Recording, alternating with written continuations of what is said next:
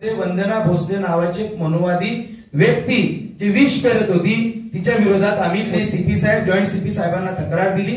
ती तक्रार दिल्यानंतर तिच्या नावाचा एफआयआर झाला आणि आता ती पोलिसांच्या बंदोबस्तामध्ये आहे। 1 जानेवारीला येण्यासाठी कोणी रोखणार नाही, कुठलीही भीती मनामध्ये बाळगायची नाही। लाखोच्या संख्येने, मी तर म्हणेल करोडोच्या संख्येने त्या ठिकाणी या की मागील 2 दिवसापूर्वी ऍडव्होकेट बाळासाहेब आंबेडकर यांनी महाराष्ट्राचे मुख्यमंत्री महोदयांची भेट घेतली। बाळासाहेबांनी निवेदनामध्ये एक मुद्दा हा पण सांगितलेला आहे की 1 जानेवारीचा जो विजय स्तंभाचा कार्यक्रम आहे शौर्य दिनाचा, या ठिकाणी काही समाज कंटकांच्या वतीने जो काही चुकीच्या पद्धतीने काम केलं जाईल ते रोखण्यात यावं।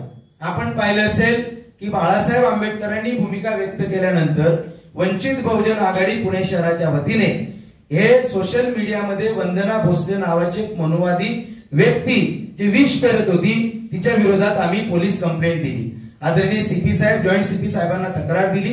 ती तक्रार दिल्यानंतर तिच्या नावाचा एफआयआर झाला आणि आता ती पोलिसांच्या बंदोबस्तामध्ये आहे।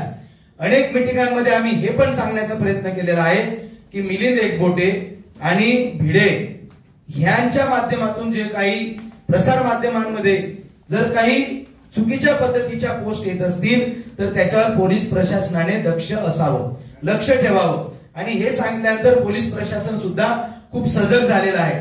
प्रत्येक शुक्रवारी आदरणीय सीपी महोदयांसोबत आमची मीटिंग त्या ठिकाणी होतीये। आम्ही त्या मीटिंग मध्ये ज्या काही सूचना आदरणीय पोलीस प्रशासनाला करतो त्याचं तंतोतंत पालन पोलीस प्रशासन करत आहे। पोलीस प्रशासनाचं सुद्धा कडक लक्ष याच्यावरती आहे। सोशल मीडियावर जर कोणी काही असं व्यक्त होत असेल तर त्याला कुठल्याही परिस्थितीत माफ केलं जाणार नाही आणि पोलीस प्रशासनाने ती तयारी सुरू केलेली आहे। परंतु एक संशय म्हणून आम्ही जे काही इनपुट पोलीस प्रशासनाला दिले तर पोलीस प्रशासन या बाबतीत सतर्क झालेलं आहे।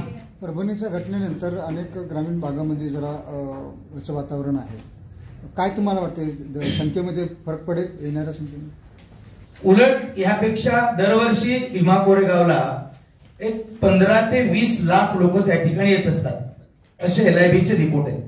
परंतु 10 डिसेंबर 2024 रोजी परभणीचा इन्सिडेंट घडल्याच्या नंतर आणि संसदेमध्ये केंद्रीय गृहमंत्री अमित शाह यांच्या स्टेटमेंट नंतर उलट या ठिकाणचा संविधानवादी आंबेडकरवादी जे लोक असतील ते उलट 15-16 लाख पब्लिक जास्तीच्या प्रमाणात, म्हणजे आपण जर मोजलं 25 अधिक 15 म्हणजे 35 ते 40 लाख पब्लिक या वेळेला 1 जानेवारीला त्या ठिकाणी असणार आहे अशी माहिती आमच्यापर्यंत येते।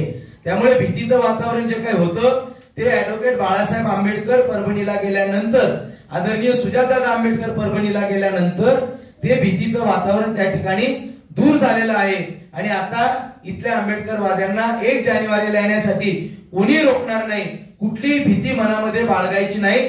लाखोच्या संख्येने, मी तर म्हणेल करोडोच्या संख्येने त्या ठिकाणी या 31 डिसेंबरला आदरणीय सुजाताताई आंबेडकर आपल्याला भेटायला त्या ठिकाणी येतात आणि 1 जानेवारीला स्वतः ऍडव्होकेट बाळासाहेब आंबेडकर त्या ठिकाणी तुम्हाला भेटायला येतात, सलामी करायला येतात। त्यामुळे महाराष्ट्रातील जनतेने कोणीही कुठल्याही प्रकारचं दडपण असेल तर कोणाला घाबरण्याची गरज नाही, तिथं मोठ्या संख्येने त्या ठिकाणी यावं अशी आमची विनंती आहे।